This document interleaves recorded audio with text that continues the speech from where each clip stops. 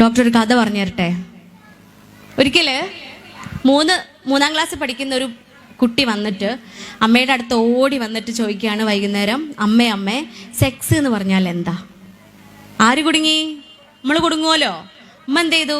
സ്റ്റൗവൊക്കെ of ചെയ്തിട്ട് എന്താന്ന് ചോദിച്ചു. കുട്ടി ഒന്നും കൂടെ ആ ചോദ്യം ആവർത്തിച്ചു, സെക്സ് എന്ന് പറഞ്ഞാൽ എന്താ? അപ്പം അമ്മ പറഞ്ഞു, അത് അമ്മക്ക് ശരിക്കും അറിയില്ല, അച്ഛനോട് ചോദിച്ചു എന്ന് പറഞ്ഞു. അമ്മ മെല്ലെ അങ്ങ് സ്കൂട്ടായി. കുട്ടി ഫോൺ എടുത്തിട്ട് അച്ഛൻ്റെ അടുത്ത് വിളിച്ച്, അച്ഛ, മോളെ ശബ്ദം കേട്ടപ്പോൾ തന്നെ അച്ഛൻ്റെ കണ്ണേ കരള്, എന്താ പൊന്നു മോളെ? ഉടനെ ചോദ്യം, അച്ഛാ സെക്സ് എന്ന് പറഞ്ഞാൽ എന്താ? അച്ഛൻ കുടുങ്ങിയോ?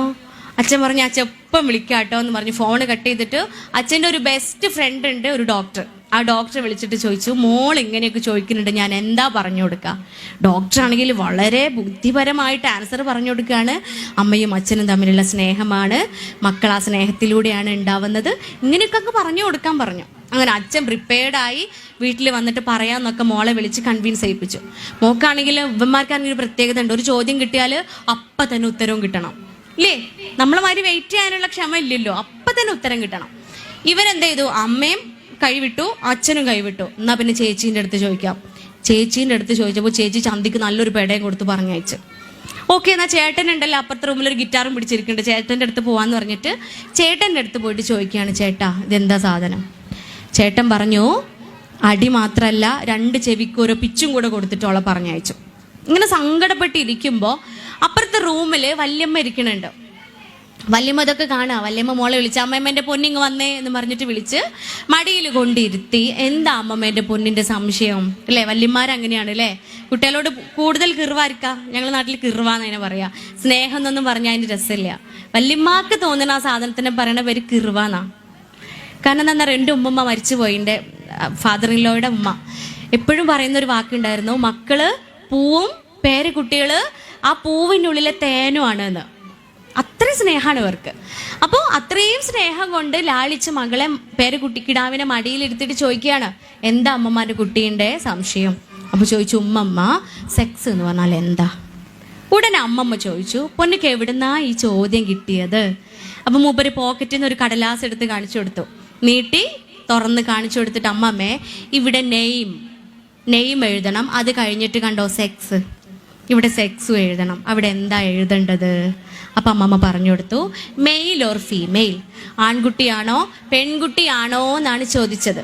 അപ്പോൾ പെൺകുട്ടിയാണെങ്കിൽ F എഴുതണം, ആൺകുട്ടിയാണെങ്കിൽ M എഴുതണം എന്ന്. അത്രയും സിമ്പിളായിട്ട് ആൻസർ പറയേണ്ട ഒരു ചോദ്യത്തിനെ ഈ കുട്ടിയെ കുറേ ഓടിപ്പിച്ചാ, ഈ കുട്ടിയെ കുറേ കൺഫ്യൂസ്ഡ് ആക്കിയോ? ഇത്തരം ചോദ്യങ്ങളാണ് നമ്മുടെ മക്കളിൽ നിന്ന് നമുക്ക് പലപ്പോഴും കേൾക്കേണ്ടി വരാറുള്ളത്, അല്ലേ? അവിടെ നമ്മൾ സ്കിപ്പ് ചെയ്ത് പോവരുത്. കാരണം നമ്മുടെ ബുദ്ധി അല്ല നമ്മളെ കുട്ടിയൊക്കെയുള്ളത്. നമ്മളെ ബുദ്ധി ആകെ 1500 ക്യൂബിക് സെന്റിമീറ്റേഴ്സേ ഉള്ളൂ. നമ്മളെ കുട്ടിയൊക്കെ ഉണ്ടല്ലോ ഈ ഡ്രസ്സൊക്കെ ഇട്ട് ഇങ്ങനെ സുന്ദരന്മാരായി ഇരിക്കണ മാണിക്യക്കല്ലുകൾക്ക് 1800 ക്യൂബിക് സെന്റിമീറ്റേഴ്സ് ആണ് അവരുടെ തലച്ചോറിന്റെ കപ്പാസിറ്റി.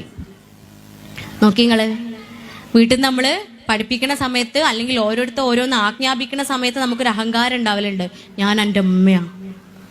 പലപ്പോഴും പറയലില്ലേ? ഇല്ല, ഞാനും നിങ്ങളൊക്കെ പലപ്പോഴും പറയൽ, അല്ല ഞാനാണ് ഉമ്മ, ഇയാണ് ഉമ്മ, ഇതിൻ്റെ വാപ്പയൊന്നല്ലല്ലോ നമ്മൾ പലപ്പോഴും ചോദിക്കലുണ്ട്. കേൾക്കണ്ടോല്ലേ? അങ്ങനെയൊക്കെ തന്നെയാണ് ഏകദേശം. കാരണം അവരുടെ തലച്ചോറ് 1800 ക്യൂബിക് സെന്റിമീറ്റേഴ്സ് ആണെങ്കിൽ നമുക്കാകെ 1500 ഉള്ളൂ. നമ്മളിപ്പോൾ എവിടെയാണ്? ഒല പിറകിലാ, ഒല ബാക്കിലാണ്. കുറച്ച് സ്പീഡിൽ ഓടിയാൽ ഒരു കൂടെ എത്തും. കൂടെ എത്തിയാൽ മതിയോ? നമ്മൾ അവർക്ക് മാതൃകകളാവണമെങ്കിൽ, എൻ്റെ പോലെ എൻ്റെ കുട്ടിയാവണമെങ്കിൽ, എൻ്റെയും എൻ്റെ ഇണയുടെയും പോലെ എൻ്റെ മക്കളാവണമെങ്കിൽ അവരുടെ മുന്നിലോടണം, അവരുടെ മുന്നിലെത്തണം. അപ്പം നമ്മൾ കുറച്ച് കിതച്ച് സ്പീഡിൽ ഓടണം, എങ്കിലേ മുന്നിലെത്തൂ, എങ്കിലേ അവർ നമ്മെ മാതൃകകളാക്കൂ. അതാണ് ഇൻ്റലിജൻസ്, അതാണ് ബുദ്ധി. അവരുടെ ബുദ്ധിയിലേക്ക് എത്തിക്കൊണ്ട് അവരെ ചിന്തിപ്പിക്കുക. ഓരോ ചോദ്യങ്ങൾക്കും ആപ്റ്റായിട്ടുള്ള ഉത്തരങ്ങൾ നമ്മൾ പറഞ്ഞു കൊടുക്കുക, അത് വ്യക്തമായി പറഞ്ഞ് മനസ്സിലാക്കി കൊടുക്കുക. ഇല്ല എങ്കിൽ നമുക്കറിയാം, പലപ്പോഴും ഫോൺ എടുക്കുന്ന സമയത്ത്, അല്ലേ, നമ്മുടെയൊക്കെ ഫോൺ കയ്യിലെടുക്കുന്ന സമയത്ത് നമുക്ക് മനസ്സിലാവും നമുക്കാണോ കുട്ടികൾക്കാണോ ബുദ്ധി. അതിൽ എന്തെങ്കിലും ഒരു പുതിയ ആപ്ലിക്കേഷൻ ഓപ്പറേറ്റ് ചെയ്യണമെങ്കിൽ മാനുപ്പാ അങ്ങോട്ട് വന്നാ, മൻ്റെ കുഞ്ഞാണി ഇങ്ങോട്ട് വന്നാണി എന്ന് നമ്മൾ വിളിക്കും, അല്ലേ? അതുവരെ ഫോൺ തൊട്ട് പോവരുത് എന്ന് പറഞ്ഞ് ഓനെ വിളിച്ച് ഓൻ്റെ കയ്യിൽ നമ്മൾ ഫോൺ കൊടുത്തിട്ട് ഒന്ന് ശരിയാക്കി തന്നാ നമ്മൾ പറയും. അനുഭവമാണ്.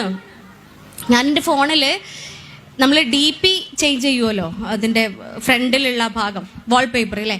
ഈ വാൾപേപ്പർ ഫാമിലി ഫോട്ടോ ആണ്, പിക്കാണ് ഞാൻ വെച്ചിരുന്നത്. ഒരു ദിവസം യാത്രയ്ക്ക് കഴിഞ്ഞൊരു ക്ലാസ്സിന് പോയിക്കൊണ്ടിരിക്കുക. അപ്പോൾ വഴിയിൽ എത്തിയപ്പോൾ ഞാൻ ഫോൺ എടുത്ത് നോക്കുമ്പോൾ എൻ്റെ മാത്രം ഫോട്ടോ. അപ്പോൾ ഞാൻ അന്തം വിട്ടത്. ഇപ്പോൾ ഞാൻ ചെയ്ത് വെച്ചതല്ല, ഇതെങ്ങനെ ഇത് വന്നു എന്ന് വെച്ചിട്ട് ഞാൻ കൂട്ടുകാരൻ്റെ അടുത്ത് ചോദിച്ചു, ഇതെന്താണ് ഫോട്ടോ കണ്ടില്ല, ഇതിങ്ങനെ മാറ്റാൻ എന്താ ചെയ്യുക? അപ്പം അങ്ങനെ കളിയാക്കിയിട്ട് എൻ്റെ അടുത്ത് പറഞ്ഞു, ഈ എൻ്റെ മാത്രം ഫോട്ടോ വെച്ചിട്ട് ഇപ്പം അഭിനയിക്കുകയല്ലേന്ന് ചോദിച്ചു എൻ്റെ അടുത്ത്. അപ്പോൾ മോന് ബാക്കിൽ ഓടി വന്നിട്ട് പറയാം, ഉമ്മച്ചിയെ അത് വാൾപേപ്പർ മാറ്റിയാൽ പോരേന്ന് ചോദിച്ചു. അതുകൊണ്ട് ഇത് എങ്ങനെ പൊന്നെ മാറ്റുക, സെറ്റിങ്സിലൊന്നും പോവാതെ മാറ്റാനുള്ള എന്തോ ഒരു ഐഡിയ ഉണ്ടല്ലോ, ഞാൻ ചെയ്തുതരാമെന്ന് പറഞ്ഞിട്ട് മൂപ്പര് വാങ്ങി ഫോണും കൊണ്ട് ബാക്കിലേക്ക് പോവാണ്. ഞാൻ പറഞ്ഞു, പുറകിലേക്ക് പോവല്ലേ, ഇവിടെ വന്നിട്ട് ഉമ്മച്ചിക്ക് പഠിപ്പിച്ചോണ്ടാ. തലേ ദിവസം രാത്രി വരെ നുള്ളി വടിയൊക്കെ എടുത്ത് ഞാൻ എൻ്റെ ഉമ്മയെന്നും പറഞ്ഞ് പഠിപ്പിച്ചിരുന്ന ഞാൻ പറയാണ്, ഉമ്മാക്ക് പഠിപ്പിച്ചതാ ഇല്ലേ. നമുക്കൊക്കെ ഉള്ള അവസ്ഥകളാണ്, നമ്മുടെയൊക്കെ അനുഭവങ്ങളാണ്. കാരണം ആർട്ടിഫിഷ്യൽ ഇൻ്റലിജൻസിൻ്റെ കാലഘട്ടമാണ്. നമ്മുടെ മക്കളൊക്കെ ആൽഫ ജനറേഷനാണ്. ആൽഫ ജനറേഷൻ എന്ന് പറഞ്ഞാൽ ടെക്നോളജിയുടെ ജനറേഷനാണ്, റോബോട്ടിക്സ് യുഗമാണ്. അതുകൊണ്ട് കുട്ടികളുടെ കൂടെയല്ല മുന്നിൽ ഓടുന്നുണ്ടെന്നുണ്ടെങ്കിൽ നമ്മൾ കുറച്ച് പണിയെടുക്കണം, നമ്മൾ കുറച്ച് എക്സലൻ്റ് ആയിട്ട് നമ്മൾ വർക്ക് ചെയ്യണം. ഗുഡായാൽ പോരാ, ബെസ്റ്റ് ആയാൽ പോരാ, എക്സലൻ്റ് ഔട്ട്സ്റ്റാൻഡിങ് പെർഫോമൻസ് തന്നെ നമ്മൾ കാഴ്ചവെക്കണം. എങ്കിലേ നമ്മിൽ നിന്നും കൈവിട്ട് പോകാതെ നമ്മുടെ മക്കൾ നമ്മളെ കൂടെ നിൽക്കുകയുള്ളൂ.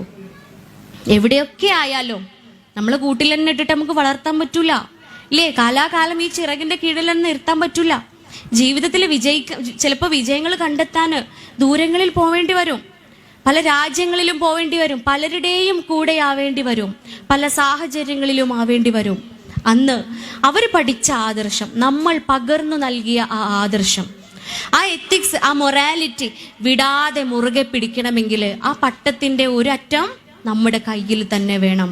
പറന്നോട്ടെ, പട്ടം ആകാശം മുട്ടെ പറക്കട്ടെ, ഉയരങ്ങളിൽ എത്തട്ടെ. പക്ഷേ അത് നിയന്ത്രിക്കണത് ആരാവണം? അത് ഞാനും നിങ്ങൾ ഓരോരുത്തരും ആവണം. ആ പവറിലേക്കാണ് നമ്മൾ എത്തേണ്ടത്. അതിന് ഈ മേഖലകളെല്ലാം ഏറ്റവും നല്ല രീതിയിൽ നമ്മൾ ഡെവലപ്പ് ചെയ്തെടുക്കണം. അപ്പോൾ ഇൻ്റലിജൻസ് ഡെവലപ്മെൻറ്റ്. ഒരിക്കൽ ഒരു ചെറുപ്പക്കാരൻ ഇങ്ങനെ ഒരു ഓഫീസിലേക്ക് നോക്കി നിൽക്കുക, കുറച്ച് ദൂരെ നിന്ന് നോക്കുകയാണ്. ഈ ഓഫീസിലാണെങ്കിൽ കുറേ ജോലിക്കാർ ഇങ്ങനെ ജോലി ചെയ്തുകൊണ്ടിരിക്കുകയാണ്. അവർ വളരെയധികം ഹാർഡ് വർക്ക് ചെയ്യുന്നുണ്ട്, കഠിനാധ്വാനം ചെയ്യുന്നു, രാവിലെ മുതൽ വൈകുന്നേരം വരെ. അവർക്ക് 11 മണിക്കൂർ ചായ കുടിക്കാനോ ഉച്ചക്ക് ചോറുണ്ണാനോ അല്ലെങ്കിൽ വൈകുന്നേരം ഒരു സ്നാക്സ് കഴിക്കാനോ ഒന്നും ആക്ച്വലി സമയമില്ല. നല്ല സാലറി ഉണ്ട്, നല്ല ഹാർഡ് വർക്കാണ്, പക്ഷെ ഇതിനൊന്നും സമയമില്ല. തൊട്ടപ്പുറത്ത് കുറച്ച് ദൂരെ ഒരു കടയിൽ സ്നാക്സും ചായയും ചോറും ഒക്കെ ഉണ്ട്. അപ്പം ഇയാളുടെ ബുദ്ധിയിൽ ഇങ്ങനെ തോന്നുകയാണ്, ഈ കടയിലുള്ള സാധനങ്ങൾ ചായയും സ്നാക്സും ഒക്കെ ഈ ഓഫീസിൽ എത്തിച്ചു കൊടുത്താൽ, അത് ഒരു ബിസിനസ് ആക്കി മാറ്റിയാൽ നന്നാവൂലേ? എങ്ങനെയുണ്ട് ഐഡിയ? ചെറിയൊരു ഐഡിയ ആണല്ലേ. ആ കടയിൽ നിന്ന് സാധനങ്ങൾ വാങ്ങിയിട്ട് ആ ഓഫീസിൽ എത്തിച്ചു കൊടുക്കുക, അത് നമുക്കൊരു ബിസിനസ് ആക്കി മാറ്റിയാലോ എന്ന ഏറ്റവും ചെറിയ, ഏറ്റവും മൈന്യൂട്ടായിട്ടുള്ള ഒരു ചിന്തയാണ് ബില്യൺസ് ടേൺ ഓവറുള്ള സൊമാറ്റോ, സ്വിഗ്ഗി പോലത്തെ ബിസിനസ്സുകളിലേക്ക്, അത്രയും വലിയ ബിസിനസ്സുകളിലേക്ക് വഴിതെളിച്ചത്. ബുദ്ധിയാണത് അല്ലേ, ഇൻ്റലിജൻസ് ആണ്. നിങ്ങൾക്കറിയോ, 2030 ആകുമ്പോഴത്തേന് നമ്മുടെ ഇന്ത്യ ഡെവലപ്ഡ് കൺട്രീസിൽ ഒന്നാകും. ഈ സമയത്ത് ഗവൺമെൻറ് ജോലിയുള്ള ആളോ അല്ലെങ്കിൽ PSC കോച്ചിങ് ചെയ്യുന്ന ആളുകൾക്കോ ഒന്നുമല്ല മൂല്യമുണ്ടാവുക. അവിടെ ഏറ്റവും ഇന്നോവേറ്റീവായിട്ട് ചിന്തിക്കുന്ന പുതിയ ഐഡിയാസ് ഉള്ള ആളുകൾക്കാണ് അവിടെ മൂല്യമുണ്ടാവുക, അവിടെ വില നൽകുക. അപ്പോൾ കുട്ടികൾക്ക് ചിന്തിക്കാനുള്ള അവസരമാണ് നമ്മൾ ഉണ്ടാക്കി കൊടുക്കേണ്ടത്. അതിന് വീടിൻ്റെ അകത്ത് ഈ 4 ചുമരുകൾക്കുള്ളിൽ നിന്നാൽ ഉണ്ടാവോ?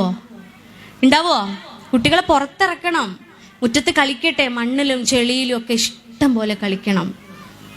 ഈ 4 അറ്റങ്ങളുള്ള ആ ഫോണിൽ നിന്നും, ഗാഡ്ജറ്റ്സിൽ നിന്നും, കമ്പ്യൂട്ടറിൽ നിന്നും കുട്ടികളെ നമ്മൾ മാറ്റി നിർത്തണം. ഒരു നിശ്ചിത സമയം മാത്രം നമ്മൾ നിർബന്ധമായിട്ടും ഭക്ഷണം കഴിക്കണമെങ്കിൽ ഫോൺ വേണം, ബാത്റൂം പോകണമെങ്കിൽ ഫോൺ വേണം, രാവിലെ എണീക്കണമെങ്കിൽ ഫോൺ കൊടുക്കണം. ഇല്ല, എല്ലാത്തിനും ഫോണാണ്. നമുക്ക് ഈ കുഞ്ഞു കുട്ടികളെ അതിൽ നിന്നും നിയന്ത്രിക്കാൻ പറ്റൂലെങ്കിൽ നാളെ എങ്ങനെയാണ് നമ്മൾ അവരെ നിയന്ത്രിക്കുക? ഈ കുഞ്ഞു മക്കളെ ഫോൺ ഉപയോഗിക്കരുത്, ഡോക്ടറെ എത്ര പറഞ്ഞാലും കേൾക്കൂല എന്ന് പറയുന്ന ഉമ്മമാരുണ്ട്. ഈ കുഞ്ഞു പൈതലേ കയ്യിലും പിടിച്ച് വിരലും പിടിച്ച് ഇങ്ങനെ കയറി വരുന്ന കുട്ടീനെയാ പറയണത്, ഡോക്ടറെ എത്ര പറഞ്ഞാലും കുട്ടി കേൾക്കൂല. എന്താ പറയണേ? ഈ കുഞ്ഞു കുട്ടീനെ നമുക്ക് നമ്മുടെ വറുതിയിൽ വരുത്താൻ കഴിയുന്നില്ല എങ്കിൽ നാളെ നമ്മൾ ഇതിലും വലിയ കൗൺസിലിങ്ങിന് കൊണ്ടുപോണ്ടി വരും. വലിയ വലിയ ക്ലിനിക്കുകളിലൊക്കെ നേരത്തെ പറഞ്ഞ പോലെ എനിക്ക് എൻ്റെ കുട്ടീനെ നല്ല സ്വഭാവത്തിലൊന്ന് തിരിച്ചു കിട്ടിയാൽ മതി എന്നും പറഞ്ഞ് നെഞ്ചും തല്ലി പോവേണ്ടി വരും. ആ വിധി വരുത്തരുത്. ഇപ്പോഴേ ആ പട്ടത്തിന്റെ അറ്റം, ആ പട്ടത്തിന്റെ നൂല് നമ്മുടെ കയ്യിലാണ്. ഇപ്പൊ പട്ടം പറന്നിട്ടില്ല, നമ്മുടെ അരികിലുണ്ട്. ഓരോ മേഖലകളിലും അതിന്റെ ഡെവലപ്മെന്റ് കൊടുക്കേണ്ടതുപോലെ കൊടുക്കുക. ഇന്റലക്ച്വൽ ഡെവലപ്മെന്റ് കഴിഞ്ഞിട്ട് നമ്മൾ കൊടുക്കേണ്ടതാണ് ഡെവലപ്മെന്റ് ഓഫ് ഫിസിക്കൽ ഹെൽത്ത്, ശാരീരികമായ ആരോഗ്യത്തിന്റെ, ശരീരത്തിന്റെ ഡെവലപ്മെന്റ്. കുട്ടി ചോദിക്കുന്നതല്ല കൊടുക്കേണ്ടത്, കൊടുക്കേണ്ടതാണ് കൊടുക്കേണ്ടത്. മാഗി വേണമെന്ന് പറഞ്ഞ് കരയുമ്പോത്തിന് മാഗി, ഇല്ലേ? ലേസ് വേണമെന്ന് പറഞ്ഞ് കരയുമ്പോത്തിന് ലേസ്. ഇതൊക്കെ ചോദിക്കണ പോലെ നമ്മൾ വാങ്ങിക്കൊടുക്കുക. ലേസൊക്കെ എത്രത്തോളം ശരീരത്തിന് കേടുള്ളതാണെന്ന് അറിഞ്ഞു കഴിഞ്ഞാൽ നമ്മൾ കഴിക്കൂല അല്ലേ? അതിനൊന്നും എടുത്തിട്ട് എന്താ അമ്മച്ചെ കഴിച്ചോന്നാണേ, അമ്മച്ചിക്ക് കേടാ. അപ്പൊ കുട്ടിക്ക് കേടില്ലേ? വാങ്ങിക്കൊടുക്കാതിരിക്കുക. കരഞ്ഞോട്ടെ, കരയട്ടെ. കരഞ്ഞു എന്ന് വെച്ചിട്ട് കുഞ്ഞിന് ഒന്നും സംഭവിക്കില്ല. ഇനി ആ ഒരു ദിവസം അവൾ ഒന്നും കഴിച്ചില്ല എന്ന് വിചാരിക്കുക, ലേസ് വാങ്ങി തരാതിരുന്നാൽ ഞാൻ ഭക്ഷണം കഴിക്കൂല എന്ന് പറഞ്ഞു എന്ന് വിചാരിക്കുക. കഴിക്കണ്ട. ഒരു ദിവസം ഭക്ഷണം കഴിക്കാതിരുന്നിട്ട് ഒരു കുഞ്ഞിനും ഒന്നും സംഭവിച്ചിട്ടില്ല. പക്ഷേ ആ കുഞ്ഞിനവിടെ ഇല്ലാതെയാവുന്നത് ഒരു ചീത്ത ശീലമാണ്. ചീത്ത ഒരു ശീലമാണ് കുഞ്ഞിനവിടെ ഇല്ലാതെയാവുന്നത്. കടയിൽ നിന്നും വാങ്ങിക്കൊടുക്കുന്നതിനേക്കാൾ എത്രയോ നല്ലതാണ് നമ്മൾ ഉണ്ടാക്കി കൊടുക്കുന്നത്, ഇല്ലേ? ഈ സാധനങ്ങളൊക്കെ നമുക്ക് വീട്ടിലുണ്ടാക്കാം. ഇതൊക്കെ വളരെ നല്ല രീതിയിൽ, വളരെ രുചികരമായിട്ട് നമുക്ക് വീട്ടിലുണ്ടാക്കാം. വീട്ടിലുണ്ടാക്കി കൊടുക്കുക. ചോറിന്റെ അളവ് കുറക്കുക. നമുക്ക് കുട്ടീനെ ഇങ്ങനെ പരത്തി പരത്തി കൊണ്ടുവരണം, അല്ലേ? സൈഡിക്ക് ഇങ്ങനെ വീർത്ത് വീർത്ത് വരണത് നമുക്കിഷ്ടം. സൈഡിക്കല്ല വീർക്കേണ്ടത്. കുട്ടിൻ്റെ ഇതാണ് വലുതാവേണ്ടത്. ബുദ്ധി തടിയിലല്ല കാര്യം. തടിക്കേണ്ട, തടി വേണ്ട. ആരോഗ്യത്തിലേക്ക് ശ്രദ്ധിക്കുക. ആരോഗ്യവും ബുദ്ധിയും ശ്രദ്ധിക്കുക. സൈഡിക്ക് കൂട്ടണ്ട, അല്ലേ? സൈഡിലേക്ക് നമ്മൾ കൂട്ടാൻ ശ്രമിക്കേണ്ട. അതുകൊണ്ട് ചോറിന്റെ അളവ് കുറക്കുക. രാവിലെയും ചോറ്, ഉച്ചക്കും ചോറ്, വൈകുന്നേരം ചോറ്, രാത്രി ചോറ് നിന്നിട്ടില്ലെങ്കിൽ നമുക്ക് സമാധാനം ഉണ്ടാവില്ല. നമ്മക്കല്ല സമാധാനം ഇല്ലാത്തത്. ആർക്കാ സമാധാനം ഇല്ലാത്തത്? ഉമ്മമാക്ക്, അല്ലേ? ചോറ് കൊടുത്തിട്ടില്ലെങ്കിൽ വല്യമ്മ പറയും, ഓൾ അതിനൊരു തുള്ളി ചോറും കൊടുക്കൂല. എൻ്റെ വീട്ടിലെ അനുഭവമാണ്. ഞാൻ കാണാതെ, ഞാൻ ചിലപ്പോൾ വർക്കിലാവണ സമയത്ത് മദറില്ലോ എൻ്റെ കാക്കാൻ്റെ ഉമ്മ എന്ത് ചെയ്യും, മെല്ലെ അമ്മമ്മൻ്റെ പൊന്നു വാ വാരിത്തരാന്ന് പറഞ്ഞിട്ട് പ്ലേറ്റ് നിറയെ ചോറെടുത്ത് രണ്ടാക്കും കുമ്പ നിറയെ കൊടുക്കും. അത് സ്നേഹമാണ്, അല്ലേ? തീർച്ചയായും അത് സ്നേഹമാണ്. ഒരുപക്ഷെ കുഞ്ഞുങ്ങൾ വയറ് നിറയെ വാരി കൊടുക്കും കൂടി ആകുമ്പോൾ ഇഷ്ടമാണ്, വയറ് നിറയെ കഴിക്കുകയും ചെയ്യും. കഴിച്ചോട്ടെ, ഇഷ്ടത്തിൽ കഴിക്കുകയാണെങ്കിൽ കഴിച്ചോട്ടെ. അത് ഉമ്മമ്മ കൊടുക്കണതാണ്. അതിന് വാത്സല്യമുണ്ട്. അവിടെ ഒരു പാഠം അവർ പഠിക്കുന്നുണ്ട്. ഉമ്മമ്മാൻ്റെ സ്നേഹം, തിരിച്ചു കൊടുക്കേണ്ട സ്നേഹം, എൻ്റെ സ്വർഗത്തിലേക്കുള്ള വഴി. അവിടെ പാഠമാണ്. കുട്ടി ഉൾക്കൊള്ളുന്ന ഓരോ പാഠങ്ങളാണ്. അവിടെ നിർബന്ധിച്ച് ചോറന്നെ ഉണ്ടാലേ ശരിയാവുള്ളൂ എന്നുള്ള ഒരു നിർബന്ധ ബുദ്ധി ഉണ്ടല്ലോ, അത് വേണ്ട. ചോറിന്റെ അളവ് കുറക്കുക, സൈഡ് കൂട്ടുക. പച്ചക്കറികള്, ഫ്രൂട്ട്സ്, ഇലക്കറികള്, പയറ് വർഗ്ഗങ്ങള്, ഇതൊക്കെ കൊടുക്കുക. ഇതൊക്കെ നമ്മൾ വീട്ടിൽ ഉണ്ടാക്കിയിട്ട് അവരെ ഭക്ഷിപ്പിക്കുക. ഇതാണ് നന്നായിട്ട് കളിപ്പിക്കുക. എക്സസൈസ് നമ്മൾ എപ്പോഴാണ് എക്സസൈസ് തുടങ്ങുക? 40 വയസ്സായിട്ടാ, ഇല്ലേ? ഒരു 35 കഴിഞ്ഞാൽ കൂടെ ഉള്ളവരൊക്കെ നടക്കാൻ പോലുണ്ട്. നമുക്കും നടക്കാൻ പോവാം. നമ്മൾ നടക്കാൻ തുടങ്ങും. എക്സസൈസ് എന്ന് പറഞ്ഞാൽ കുഞ്ഞിന് മുതലേ തുടങ്ങേണ്ടതാണ്. കുഞ്ഞു കുട്ടിയാവുമ്പോഴേ തുടങ്ങേണ്ടതാണ് എക്സസൈസ്. അത് വണ്ണം വെക്കുമ്പോൾ കണ്ണാടിയിൽ നോക്കുമ്പോൾ മാത്രം നമുക്ക് തോന്നേണ്ട ഒരു ഫീലല്ല. കണ്ണാടി നോക്കിയിട്ട് ഡയറ്റ് ചെയ്യാനയക്കണ്, ജിമ്മിൽ പോവാനയക്കണം. അതിനൊരു സമയമൊന്നുമില്ല.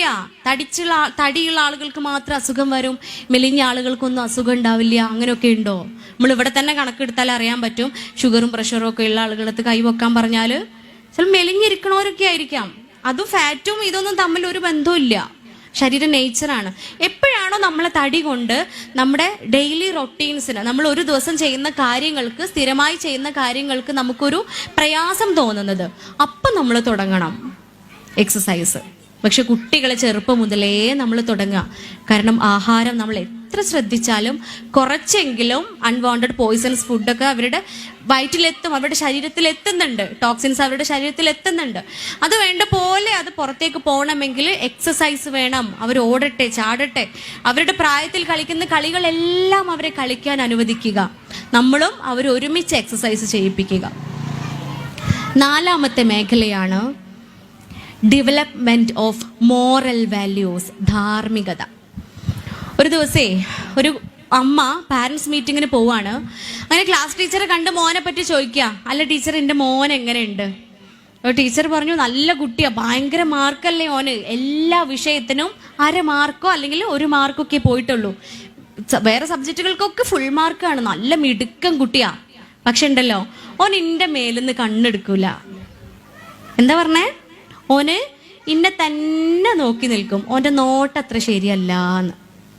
എന്നെ മാത്രമല്ല, ക്ലാസ്സിൽ വരുന്ന എല്ലാ ലേഡി ടീച്ചേഴ്സിനെയും, ക്ലാസ്സിൽ സ്കൂളിലുള്ള പെൺകുട്ടികളോടൊക്കെ ഉള്ള അവൻ്റെ നോട്ടം അത്ര ശരിയല്ല.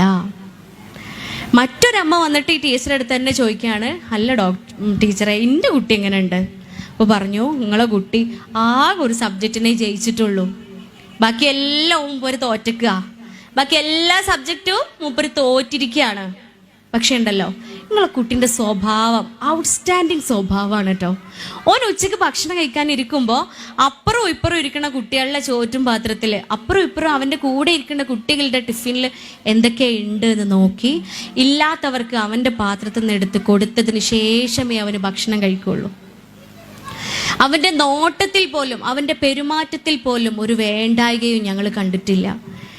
എപ്പോഴെങ്കിലും ലേഡി ടീച്ചേഴ്സ് ക്ലാസ്സിൽ വന്ന് കാറ്റിൽ സാരിയോ ചുരിദാറോ ഷോളോ ഒക്കെ അങ്ങോട്ടോ ഇങ്ങോട്ടോ മാറിയാലേ മോൻ്റെ തല അവന് താഴ്ത്തുന്നത് ഞാൻ പലപ്പോഴും ശ്രദ്ധിച്ചിട്ടുണ്ട്. ഇങ്ങനൊരു മോനുണ്ടായത് നിങ്ങളെ ഭാഗ്യാട്ടോന്ന്. ഫുൾ മാർക്കല്ല വേണ്ടത്, ഇല്ലേ? ഒന്നാമനല്ല ആക്കേണ്ടത്, നന്നാക്കുകയാണ് നമ്മൾ ചെയ്യേണ്ടത്. ഒന്നാമനാവാനല്ല നമ്മൾ പരിശ്രമിക്കേണ്ടത്, നന്നാവാനാണ് നമ്മൾ പഠിപ്പിക്കേണ്ടത്. അതാണ് ധാർമ്മികത. നോക്കൂ നിങ്ങൾ, അമ്മ കുളിക്കുന്നത് ഫോണിൽ വീഡിയോ എടുക്കുന്ന മക്കൾ, ഉമ്മയും ഉപ്പയും കിടക്കുന്ന റൂമിൽ ക്യാമറ ഫിറ്റ് ചെയ്യുന്ന കുട്ടികൾ, ഇതൊക്കെയാണ് ധാർമ്മികത. ഇതൊക്കെയാണോ ധാർമ്മികത? ഇവിടെയാണ് നമ്മുടെ ധാർമ്മികത മനസ്സിലാക്കി കൊടുക്കേണ്ട, പഠിപ്പിച്ചു കൊടുക്കേണ്ടതിൻ്റെ പ്രാധാന്യം.